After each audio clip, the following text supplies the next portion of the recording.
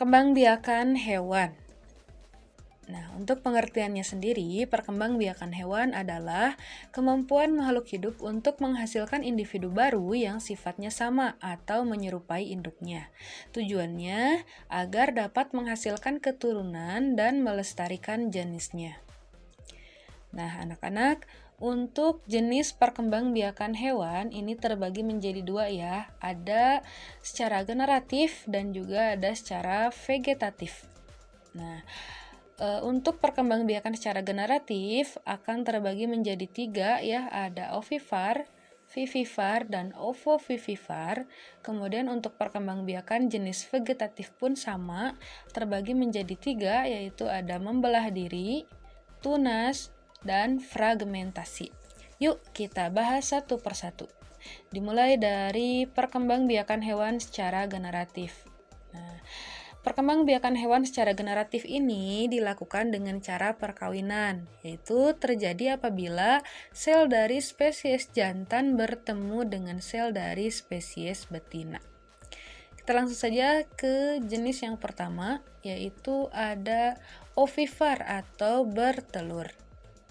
Nah, ciri-ciri hewan yang berkembang biak secara ovivar atau bertelur, pertama, yaitu tidak memiliki kelenjar mamae atau kelenjar susu. Kemudian tidak memiliki daun telinga dan juga tidak menyusui anaknya. Nah, ini adalah contoh hewan yang berkembang biak secara ovivar. Ada ayam dan juga ada ikan ya. Kita bisa melihat dengan jelas ya, pada hewan ayam dan ikan mereka tidak memiliki kelenjar mamae ya, tidak memiliki kelenjar susu. Juga tidak memiliki daun telinga ya, dan jelas tidak menyusui anaknya.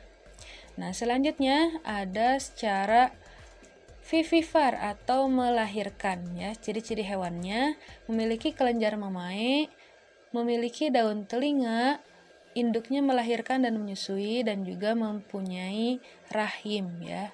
Ini hewan yang berkembang biak secara vivipar, ada sapi,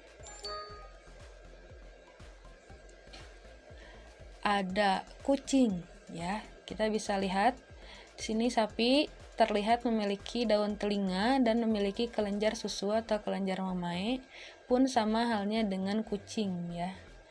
Gitu.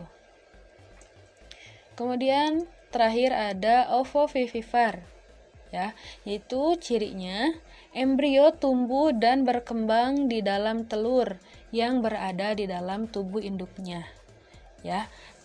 Perkembangbiakan ovovivipar ini adalah perkembangbiakan dengan cara bertelur dan juga melahirkan. Nah, embrio yang dimaksud di sini adalah calon anaknya ya. Calon anaknya tumbuh dan berkembang di dalam telur.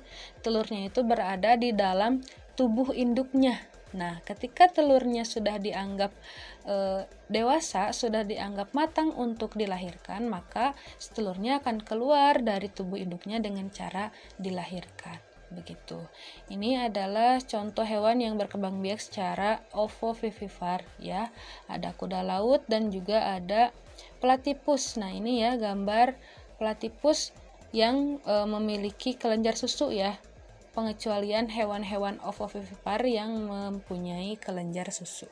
Nah, itu tadi untuk perkembangbiakan secara generatif. Nah, selanjutnya perkembangbiakan hewan secara vegetatif. Nah, perkembangbiakan hewan secara vegetatif ini merupakan perkembangbiakan yang terjadi tanpa proses perkawinan. Ya, pertama ada tunas. Nah, tunas terbentuk dari tubuh induk yang menonjol. Benjolan tunas ini akan membesar dan akhirnya memisahkan diri dari tubuh induknya menjadi individu baru. Contoh hewan yang berkembang biak dengan tunas adalah hidra, ya, hewan hidra. Nah, sesuai dari pengertiannya ya. Jadi tunasnya itu tumbuh dari induknya, terbentuk dari tubuh induknya yang menonjol. Nah, ini ya yang disebut dengan tunasnya. Nah, tunasnya kemudian lama-kelamaan akan berkembang ya. Berkembang semakin matang, kemudian ini ya di gambar nomor 3 semakin matang. Nah, setelah matang maka tunas tersebut akan memisahkan diri dari induknya yang ini ya, akan memisahkan diri dan akan menjadi individu baru, seperti itu. Nah, selanjutnya ada fragmentasi. Nah, fragmentasi merupakan perkembangbiakan dengan cara memutuskan bagian tubuh tertentu yang akan menjadi organisme baru yang mirip dengan induknya. Contohnya ada hewan cacing planaria.